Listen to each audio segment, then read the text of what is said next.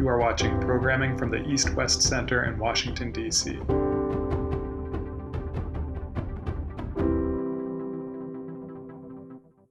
Well, good day to everyone from wherever and whenever you're joining us. I know in these times, people are joining us from all places and at many different time zones. So welcome to you all. My name is Satu Limaye. I'm the Vice President and Director of the East-West Center, and absolutely delighted today to just simply do a brief intro to our third in a series of programs on North Korea's relations with the Global South. This is part of a webinar series that is in turn part of a collaboration, which is much appreciated, with the National Committee on North Korea, led by Mr. Keith Luce and his colleagues. And today's program, Distant Comrades, North Korea and Vietnam, picks up on two earlier seminars dealing with North Korea's external relations, and will be followed by additional webinars on North Korea's external relations. It's also related to a project we run with National Committee on North Korea called North Korea in the World, which is a website, and the link will be put in the chat, which allows one to investigate, research, find information on data, trends, and analyses relating to North Korea's external links, which we sometimes forget are quite a bit more robust historically and even now than might be initially imagined. Today, it is my great pleasure to turn over the program really to Ms. Esther S, Program Officer at the National Committee in North Korea, who will moderate the session and have a kind of fireside chat with our special guest, a doctoral student at Boston College, Mr. Khang X, who has written extensively on DPRK and on Vietnam, and of course, Southeast Asia's relations with the DPRK. He has an edited book on the subject. Esther herself is not only a program officer in National Committee on North Korea, but has worked in a number of important think tanks and institutions, not least of which is the mission of the Republic of Korea at the United Nations during the term of South Korea's non-permanent membership. And so she has seen the North Korea relationship from the context of the Republic of Korea's engagement with the UN as well. So it is my great pleasure to turn this over to these two outstanding experts, and again to say thanks for the collaboration with the National Committee on North Korea. I very much look forward to hearing the end results of this conversation and to future programs. Over to you, Ms. Im. Thank you. Thanks, Satu, for that wonderful introduction, and thank you for the ongoing collaboration on this project and this webinar series. You know, I must say I'm so surprised, pleasantly surprised at how well this is going. It's been such a fun project, and I'm learning a lot. And I can't believe we're almost halfway done with it, actually. It's our third episode, and I'm so pleased actually to have Khang X join us. Khang, we got to know through a program that NCNK runs called the Knowing North Korea program, which is geared towards bringing in young professionals from outside of the Washington, D.C. area to D.C. to engage on North Korea issues. And so it's really a pleasure to continue that relationship with him and to support his PhD studies. And, you know, I think Khang has been such an excellent new voice, a really sharp new voice on all things North Korea policy. I've really enjoyed his readings, his contributions on the Lowy Institute blog, and encourage everybody to check those out. Today's presentation or webinar fireside chat really is focused on or based on a paper that Khang wrote for an edited volume that's coming out in 2021. Which is titled Southeast Asia DPRK Relations, Drivers, Linkages, and Strategic Ambivalence. And the webinar, the paper really kind of examines the broad arc of the relations between North Korea and Vietnam. And I think it makes sense perhaps to start in the past, start at the beginning. And so Khang, let's start there. You know, regarding history, I'd really like to unpack the beginning and perhaps start with the Vietnam War period a bit, because I think its impact on North Korea's foreign policy calculus is very interesting. You know, some have argued North Korea's more provocative behavior in the 60s and 70s towards especially South Korea was in part a result of assessment that the US was too preoccupied with the Vietnam War to care about what North Korea did. And you mentioned in your paper kind of the work of previous scholars to acknowledge that DPRK's decision to support Vietnam during the war was very strategic. And so, I hope you can talk a little bit about the origins of this relationship. You mentioned that this is the third country to recognize North Korea following China and the Soviet Union. And so, I'd like to ask you, what can we learn about North Korea's kind of foreign policy calculus from examining the North Korea-Vietnam relationship? And do you think that calculus has changed over time? Thank you, Esther, and thank you, Satu, for this webinar. And also thank you for the National Committee on North Korea and East West Center for sponsoring the series. So to begin with, I think it's really important to look at the shared colonial experience that the leaders of the two countries, Ho Chi Minh in the case of Vietnam and Kim Il-sung in the case of North Korea. So we have these two revolutionary leaders.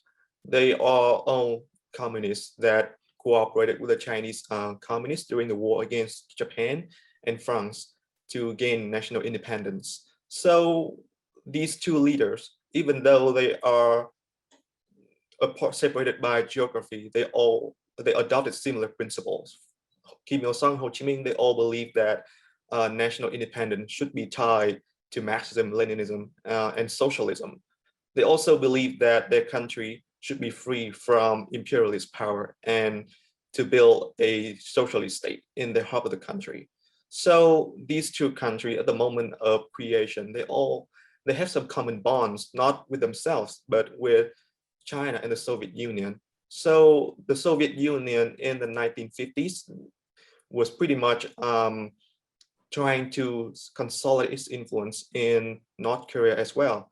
So we have the Chinese leaders, Mao Zedong, when he went to the Soviet Union in 1950, he persuaded the Soviet Union to establish ties with North Vietnam, pretty much form an Asian communist bloc, stretching from Korea to all the way to Vietnam. So at that moment, the Soviet Union recognized North Vietnam and North Korea followed suit immediately after. So North Korea recognized North Vietnam in 1950, in January 1950, pretty much right after the Soviet Union and China. So at that moment, we had these two countries up in the same camp. They are aligned, not yet allies, because we don't know whether they had the same enemies. So then the Korean War broke out, and then we had the Vietnamese struggle against the French colonizers in Vietnam. So in 1954, during the Geneva Conference, these great powers, the West and China and the Soviet Union, they met in Geneva to discuss the future of not only Indochina, but also other zones of occupation, Germany, Austria, Korea, Vietnam. And pretty much Korea was always an elephant in the room. These leaders, they saw that, we had partitioned Korea the year before, and then we have partitioned Germany before. So why don't we adopt the same solution to Vietnam? Because that will pretty much solve everyone's dilemma. The West really want to preserve their zone of influence in Indochina. The Soviet Union, especially leader Khrushchev, want to improve relations with the West, and Mao Zedong, he wants his country to have a brief period of relaxation after fighting in Korea. So pretty much the great powers agreed to partition Vietnam along the 17th parallel. Vietnam got the Korea solution for their own country. So pretty much at that time, North Vietnam and North Korea see that their fates are tied together when they face two respective hostile regimes in their respective southern half of the country. So we see that in the late 1950s, North Vietnam and North Korea began to improve their relationships. So Ho Chi Minh went to North Korea in 1957, pretty much to form the tie between these two countries directly, not through China or the Soviet Union. And Kim Il-sung, in return, went to North Vietnam in 1958.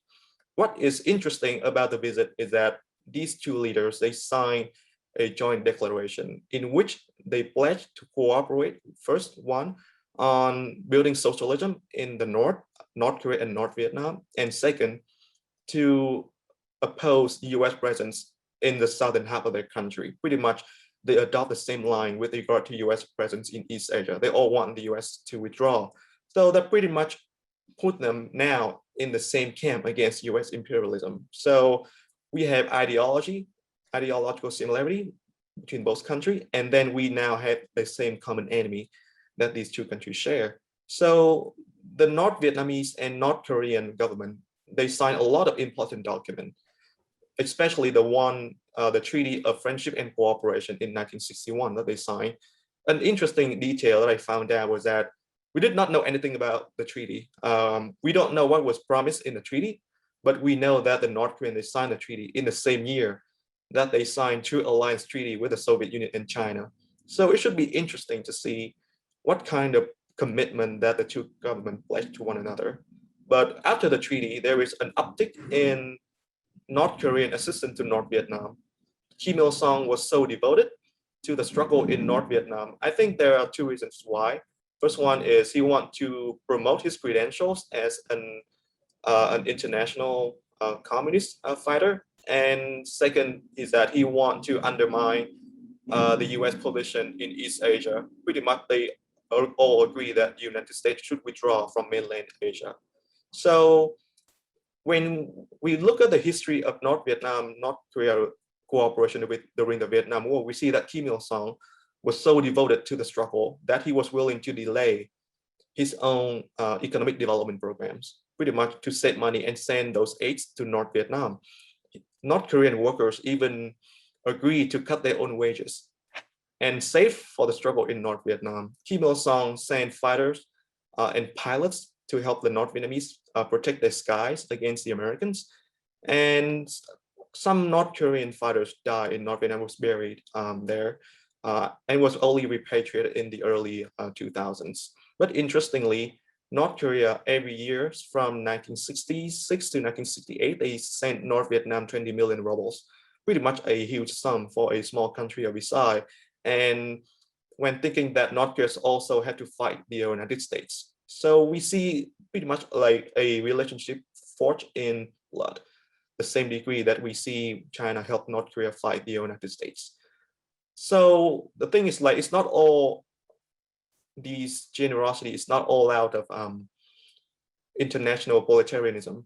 It's about strategy also. So as you mentioned, Esther, Kim Il-sung, he saw that North Korea could benefit from the United States being bogged down in Vietnam, pretty much when the United States was paying all the attention it gets to the Vietnam conflict. Then it can leave North Korea out of the scope, pretty much give North Korea relieve the pressure on North Korea. So we see in 1968, I don't want to say that there is some degree of coordination when we see the Tet Offensive and the Blue House raid and the capture of the USS Pueblo in the same year. I don't think there's been any concrete evidence to show that the two governments coordinated on those attacks at the same time. But pretty much Kim Il-sung saw the Tet Offensive and the Americans being bogged down in Vietnam as giving him a free hand to provoke South Korea, especially with that degree of provocation without any retaliation. So North Korea there,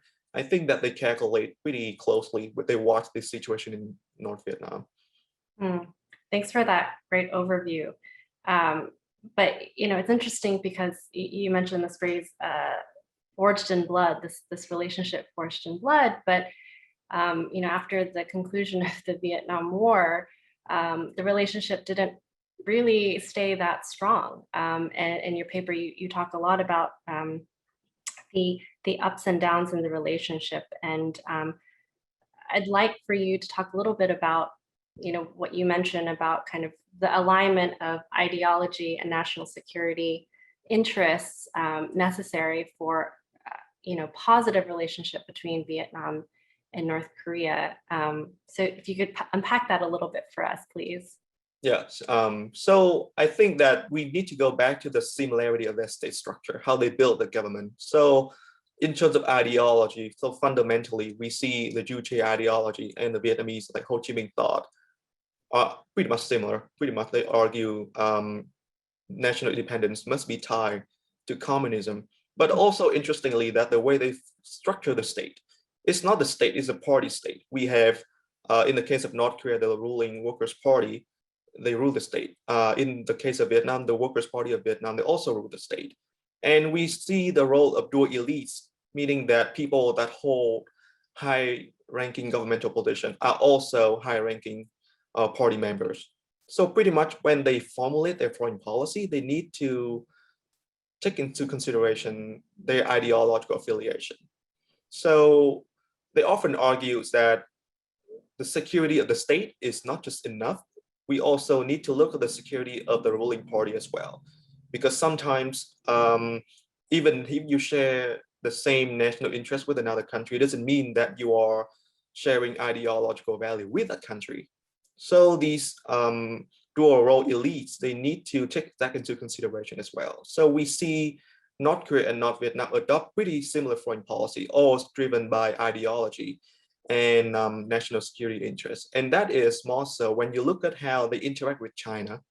So China, they all have a communist party in the government, also a party state structure with dual elites that play the role of both government officials and party officials. So you see that China and North Vietnam, they are close allies because of shared ideology and a common interest to fight the United States. And also China are close allies with the North Korean because they are also communists and want to fight the United States. So we see that these two factors characterize the ups and downs of North Korea-Vietnam relations. Great. But I'm curious if we could maybe take this a little bit to the present tense and how you think kind of the current geostrategic environment with, you know, the US-China rivalry or competition on the rise, and how you think that this environment may shape DPRK and Vietnam relations in terms of that nexus that you mentioned. So I think that it's a really interesting question. And actually, North Korea and North Vietnam were in the same position before. It's not just new. So we had the Sino-Soviet split. So in 1968, North Vietnam decided to follow the Soviet Union. And because the Soviet Union supported Vietnam negotiation talks with the United States, while China and North Korea didn't. So North Vietnam and North Korea, even though they are sharing the same communist ideas, but they start to see the geopolitical environment pretty differently, because North Vietnam want to improve ties with the Soviet Union, while North Korea and China want to be on good allies. So that they kept those conflicts to their own, because you know that they will still cooperate to fight the United States. But there are some evidence showing that North Korea began to downgrade its ties with North Vietnam starting in 1973 when the United States withdrew from Indochina. And the conflict only burst out into the open when Vietnam decided to overthrow the Red Khmer in Cambodia. So North Korea saw that North Vietnam was not really much respecting its friends, Cambodia. Those two countries, even though they share the same ideology, but North Korea wanted Vietnam not to dominate Cambodia, while Vietnam wanted to. So Vietnam being on the side of the Soviet Union, which triggered the 78-79 war with China, North Korea stood on the side of China. Pretty much they kept silent, and they argued that the Vietnamese communists, they are betraying international law and socialist values, so they should withdraw from Cambodia. North Vietnam, in return, they accused North Korea of being betrayed. They betrayed Vietnam, and that North Korea was not a true ally because they were supporting China all the time. So we see that the Sino-Soviet split pretty much pulled these countries apart. So when we put that story into the context of US-China rivalry right now, that story is really similar. We see that North Korea and North Vietnam still sharing the same communist ideology to some degree, even though they disagree on the private economy and decentralization, but pretty much they still maintain the same structure of government. And the role of dual elites still impact how foreign policy is made. But North Korea, they share the strategic interest with China, opposing US military presence in East Asia, while Vietnam is welcoming US presence in the recent years. So, and Vietnam at the same time is clashing with China over the South China Sea. And it's interesting to see the North Korean response, because so far I have not seen any North Korean reaction to that South China Sea dispute. But I'm pretty sure that North Korea will prioritize its relation with China, because we know this year is the year that North Korea and China will renew their alliance treaties that they signed in 1961.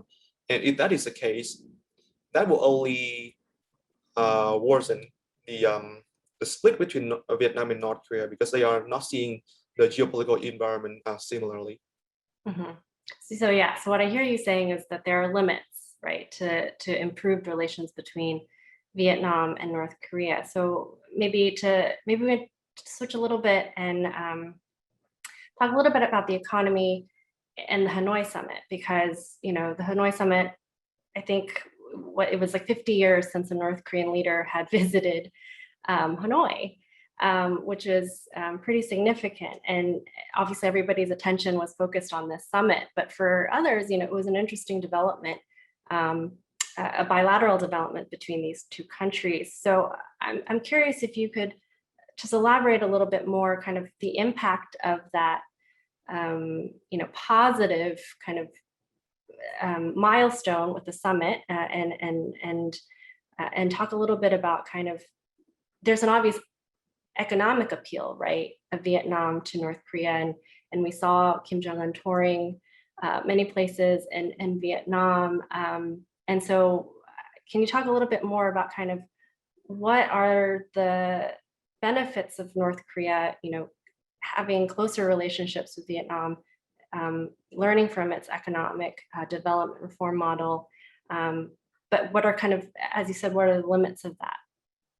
So there's been a lot of debates on whether North Korea can learn from the Vietnamese economic model. So it's dated way before the Hanoi summit. I think it started in the year around 2000.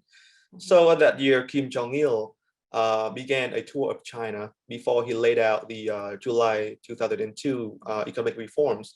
And at that time, North Korea also wanted to revive the ties with the Vietnamese at that moment. So in 2000, the North Korean foreign minister visited Vietnam for the first time since after the Cold War, and revived a lot of bilateral relations. And the North Korean premier, also Kim Jong-il, also visited Vietnam in 2007. Pretty much the conversation at that time was centered on economic reform. It's no longer on communist internationalism or on fighting the United States. It's always about how the North Korean can learn from the Vietnamese model.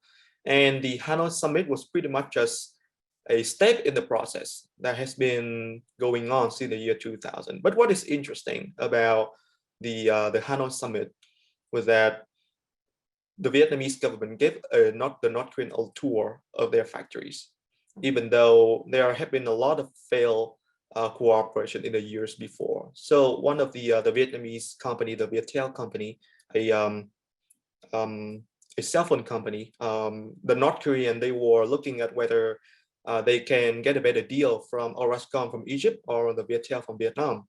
So the Vietnamese government, they had a lot of debates whether to invest in North Korea, but they find the North Korean government is too secretive. Like it takes forever for them to respond to an email.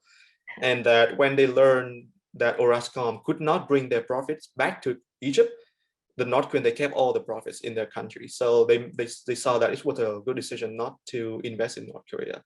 But that did not stop them from learning from the North Korean, for learning from the Vietnamese model. And the Hanoi summit was pretty much a spark that helped these two countries overcome that bad incident of cooperation. And interestingly, after the Hanoi summit, we see the North Korean and the Vietnamese, they exchange a lot of letters, especially in the year 2020, when the North Korean and North Vietnamese, they celebrate the 70th anniversary of their ties. And just earlier this year, the North Korean and the Vietnamese, they had their party congresses in January. So the North Korean government, they sent a lot of letters to the Vietnamese government. And in an interesting argument is that because the North Korean government is so isolated in Southeast Asia, when they cut off tie with Malaysia, so Vietnam now stands to be one of the sole partner that connect North Korea to the world. So we see that North Korea, they start to revise their ties with the Vietnamese government, and I expect the trend to continue. So I think in your question on the limit of the the Vietnam model for North Korea. So I think there are a lot of limitations. We look at the history of Vietnam economic reform. We had to look at the history of state building as well. So the Vietnamese government, they contemplated reforms in the 1970s, the late 1970s, after the Vietnam War ended, because they need a lot of money from the West, especially there were a lot of talks between US and the Vietnamese government to normalize ties. But it came to nowhere because the Vietnamese government was so occupied with the war in Cambodia and against China. And that kept the defense spending pretty high. So the government, they realized that they need to decentralize the economy, or else they will be bankrupt, pretty much bankrupt. So they tried a lot. They recognized private enterprise. They recognized the people's freedom to trade freely domestically. But that didn't really help the economy because the structure of a centralized economy is still there. So they need to have a major change in the external environment, the security environment. So what they decided was that to prepare for economic reform, we need to demobilize the military, which was more than 1 million at that moment. So they decided to improve relations with China, withdraw from Cambodia, and to join international organizations so that they can demobilize the military and save all those money for reforms and to win economic aids from the international organizations. North Korea, however, was in a different position. It still faced ideological and geopolitical enemy in the South. Pretty much the North Korean government, they cannot decentralize the economy because the command economy is one of the best way for the country to mobilize the resources to fight wars. And also that the government cannot demobilize its troops, which is, I believe, more than 1 million right now at the moment.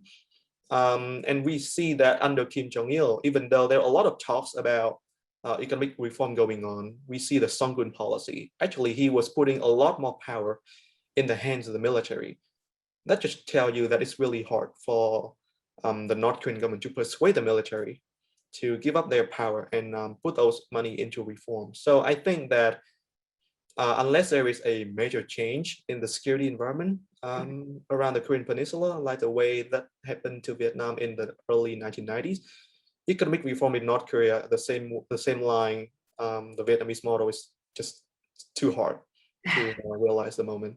Yeah, but I think that juxtaposition and outlining kind of the things that need to happen, those changes is a really important exercise for us to think about kind of what are the prospects for change in North Korea as well.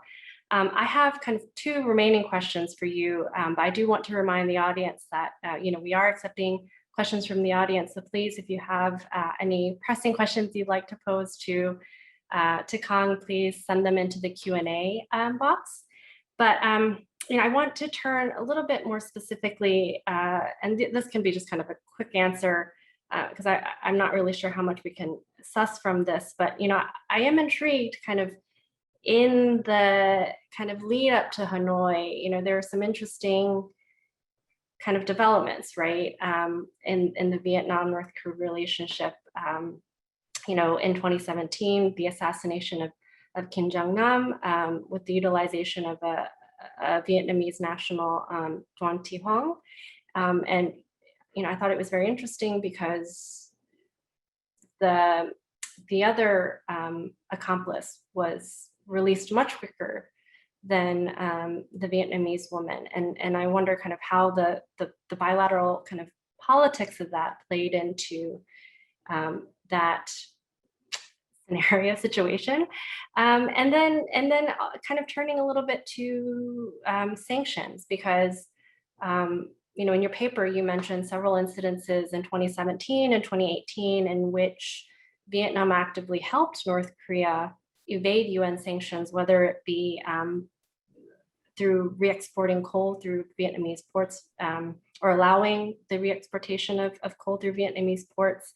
And then also the Vietnam National Shipping Line selling a carrier to North Korea after the United States had seized a DPRK cargo ship in violation of UN Security Council resolutions. And I think this is interesting because Vietnam is currently a non-permanent member of the Security Council. And so I wonder if you could talk a little bit about some of these kind of more illicit activities and the extent to which Vietnam is going to be willing to kind of turn a blind eye in light of this kind of slight upward trajectory in the relationship. Yeah, it's really interesting. So the assassination of Kim Jong-nam in 2017. So one of the accomplice was the Vietnamese national. So even though the Indonesian, I think the Indonesian, her Indonesian mate was released much earlier. So it was a debate in Vietnam then, but it was not really detrimental to the Vietnam-North Korea relation, to the same way that the Malaysian-North Korea relation. The Vietnamese government really put a lot of effort to get her out and to make sure that she would not be executed for doing something that she was not even aware of. So in the end, I think her sentence was pretty much acceptable. She already served 6 months in jail, and her sentence was just 6 months in jail. So she was pretty much released right after the court made the decision. So I think that did not really impede Vietnam-North Korea relations the same way with Malaysia. About the some Vietnamese entities helping North Korea evac sanctions. We don't know much about the detail. Honestly, I had to be honest that we just know that there are some evidence showing that the North Korean, they use the Vietnamese ports to help them re-export those coal and to get some help from the Vietnamese shipping lines to replace a carrier. But we don't know what role the Vietnamese government played behind it. It may be that some businessmen, they just find a deal too lucrative to turn down, and then they decided to ignore international sanctions. But so far, the Vietnamese government position on the Korean Peninsula has always been, we supported the peace and the denuclearization process and comply with international sanctions. And I believe that as a non-permanent member of the UN Security Council, the Vietnamese government will have to pay a lot more attention about to these case of sanction violation, even though it may not be because of it may not be government backed, but maybe some entities. Sure. Thanks for that. And sorry, just one last question, because I feel like we can't really move on without perhaps a slight commentary on improved U.S.-Vietnam relations, the normalization of relations between the two countries, and what we may learn from that model to North Korea. And somebody, a participant audience member, had actually sent us a question earlier, and I definitely wanted to incorporate it because, for example, POW/MIA accounting efforts were really a critical issue to improved relations. And I will note that some 5,300 US service members are thought to have been lost in North Korea after the war, which is actually quite a higher number than even after Vietnam. So I'm curious, what can the reconciliation efforts between the US and Vietnam, how can that help guide a model for US DPRK reconciliation? I think I really like the question pretty much because we see that in the 2018 Singapore declaration between US and the DPRK, we see that they actually promised to improve relations via cooperation, finding US soldier missing in action. I don't see much debate on that, and I really find it really relatable to the case of Vietnam. So actually, finding US soldier killed or missing in action is pretty much the first step toward US-Vietnam reconciliation. The United States opened a missing in action office in Hanoi in 1991, pretty much the very first official US government presence in Vietnam since the end of the Vietnam War. But one thing that really struck my mind was that the United States government always coupled the issue of MIA and POW with the Vietnamese involvement in Cambodia. So in the negotiation, we saw US officials say that, okay, we welcome US-Vietnamese reconciliation and efforts to find US soldier missing in action. But at the same time, we want you to respect the Cambodian settlement, especially the 1991 Paris Peace Conference, which guaranteed Cambodian neutrality and disarming Cambodians forces. So we see that the United States put pressure on Vietnam on both fronts. So on one front, the Cambodian front, and on the missing in action front as well. So progress in one pretty much spill over to progress in the other area.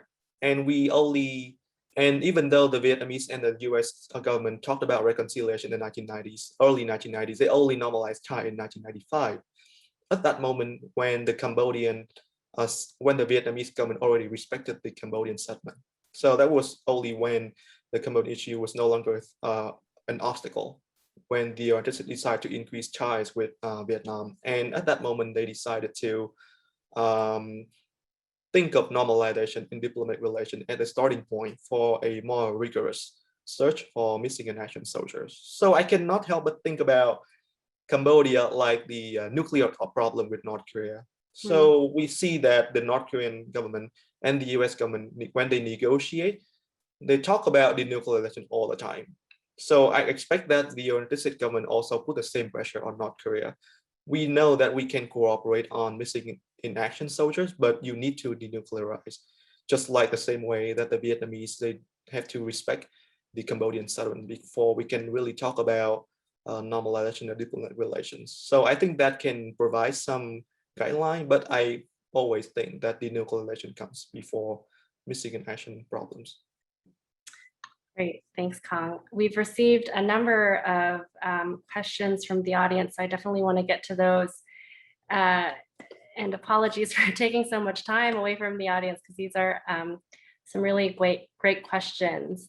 I guess first, maybe start, we have a question from, or a comment from Mark Mannion, and he'd like to get your reaction to them. He says, for Vietnam, two key domestic changes in the 1980s that enabled it to travel a different trajectory than North Korea were fundamental changes in leadership and policy direction, which I think you've mentioned.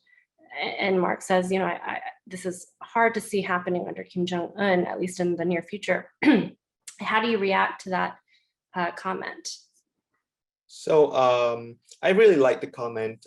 So it's often argued that the reason why Vietnam could go a different way from North Korea was because of domestic changes, because Vietnam was reforming its structure. But I always believe in the structural factors. It's always security. So the reason why I believe that Vietnam was able to make reform in the first place was thanks to a different geopolitical environment that it found itself at the end of the Vietnam War and at the end of the Cambodian settlement. So we see Vietnam security improve a lot. So China was no longer posing a threat in the early 1990s. Cambodia is fine. So the Vietnamese government decided that it could demobilize, make structural change without pushback from the military.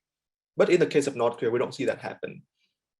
We don't see a major change in the security environment for that domestic reform to take place. And it'll be interesting to play a game of counterfactual. If one day Korea became one, will North Korea agree to go the lines of North Vietnam in the 1970s? Mm-hmm. We have two questions about the role of the Communist Party. So I kind of want to ask them together and get your response. So we have one from Nick Farger. Apologies if I've mispronounced your last name. He asks, what are the internal Communist Party politics around Vietnam's policy towards North Korea? To what extent are there elements within the Communist Party of Vietnam pushing for turning away from the US and the West and aligning more closely with states like North Korea? And then we have a question from Greg Scarlett, asking if you could please compare the role of the Communist Party of Vietnam to that of the Korean Workers' Party. He says, you have stated that Kim Jong-un must appease the military. However, the party dominates the military through the role played by the OGD. And one distinctive feature of the Korean People's Army is that it has multiple chains of command. Ultimately, it is the Korean Workers' Party that is the ultimate decision maker. So if you could answer those together. So I think let's talk about the internal dynamics first. So one problem that I encounter when I do research on Vietnam and North Korea is that the two governments, they didn't publish any archival material. So all the material, the primary sources that I use for the paper come from Eastern European diplomatic exchanges in the Wilson Center. So we don't know what is happening inside the party, but we know that they want to maintain the party control over foreign policy and the society. So that means these Communist Party, they want to make sure that the foreign policy have to adhere to the ideological affiliation as well. So that ideological affiliation, along with strategic concerns about the rise of China and US military presence, pretty much push North Korea and North Vietnam towards different directions. So, because as I argue, ideology and security interests prioritize, always feature foreign policy of these states. So as we see in the case of Vietnam, and the United States oppose China more and more in the South China Sea, we see a lot of people advocating for aligning with the United States, but not for a outright alliance, because the United States and Vietnam still have different ideological values. So we see Vietnam adopt a policy of non-alignment at the moment. And the case with China and North Korea is that China and North Korea, even though the ties survived the end of the Cold War, and they still have similar ideology and same US as the common enemy. So we still see those two countries maintaining allies, which is China only formal alliance commitment after the Cold War. And with respect to the party and the military relations, so it's actually had to comes down to the subjective control of the military. So the case North Vietnam and North Korea, they all have subjective control of the military, which means that the military, they have to first and foremost pledge allegiance to the party, which means that these military officers, they also had to learn the party ideology. So pretty much civil military control, civil military relations in this country are subjective, and the party can control the military. But we know that these dual elites, which mean that high ranking military officers are also key players in the Communist Party. So which means that these military officers, they are part of the party as well. And the party, they can input their opinions, which means that the party should not cut funding for the military to reform the economy. So this is where, this is why the dual role elites are so important to analyze foreign policy of North Korea and Vietnam. Great. The clock is ticking, but we have so many great questions left. So I'm going to try to combine these as much as possible. Barbara, Harvey, Dan Wirtz has a question that I think is a little bit kind of related and on the topic of kind of South Korea, North Korea's reaction to South Korean ties, improved ties. So Barbara asked, what is North Korea's reaction to the extent of South Korean investment in Vietnam? And then kind of turning to Dan's question, does Vietnam publicly commemorate North Korean assistance received during the American War? And how does this contrast with, for example, Vietnam's portrayal of South Korean military support for South Vietnam during the war? And then Glenn Ford asks, can you comment a little bit about the tens of thousands of youth and students who went to Pyongyang to be educated during the Vietnam War? He mentions 15 years ago, apparently 2 ministers were among that cohort. So maybe blast from the past, how that is improving, or how that kind of impacts current relations. Yeah, thank you for your question. So let's start with Barbara Harvey question. So I think it's really interesting one, because we see after the end of the Cold War, North Korea and North Vietnam relations are pretty much rooted in transactional, like how much you can give me, because the Vietnamese, they needed foreign investment and they need South Korean capital. So the trade tie between Vietnam and South Korea is measured in this more than $60 billion. But Vietnam North Korea trade is under $50 million. It's really minimal. But that doesn't really, so the North Korean government, they really want to not to win Vietnam away from South Korea, but they don't want to lose Vietnam altogether.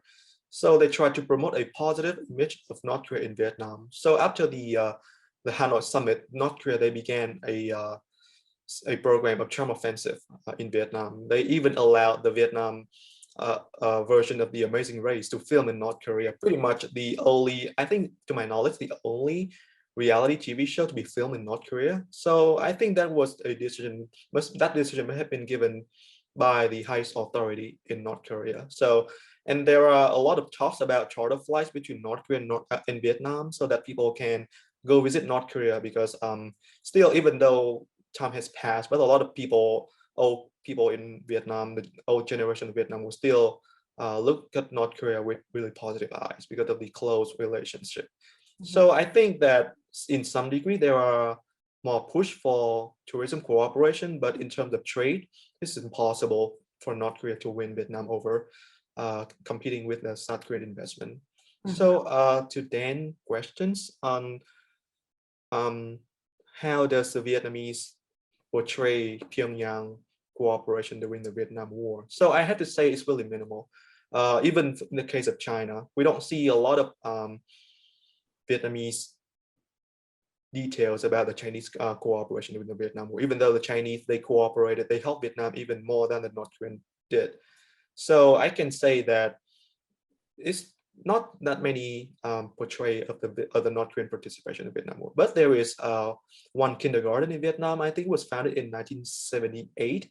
The Vietnam North Korea kindergarten. It was a gift from the North Korean government to commemorate the bilateral ties, but the tie was rooted in ideological values rather than North Korean assistance during the Vietnam War.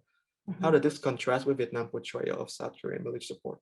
Yeah, obviously, the Vietnamese government, they have some issue with the South Korean government. At the moment, they normalize diplomatic ties because the South Korean government, the South Korean military stay was, I think, was the last foreign military to depart from Indochina after the US withdrawal. So pretty much they were not on good terms. But in the mid 1990s, the Vietnamese government still call the South Korean government like Johnson, which means the word for North Korea.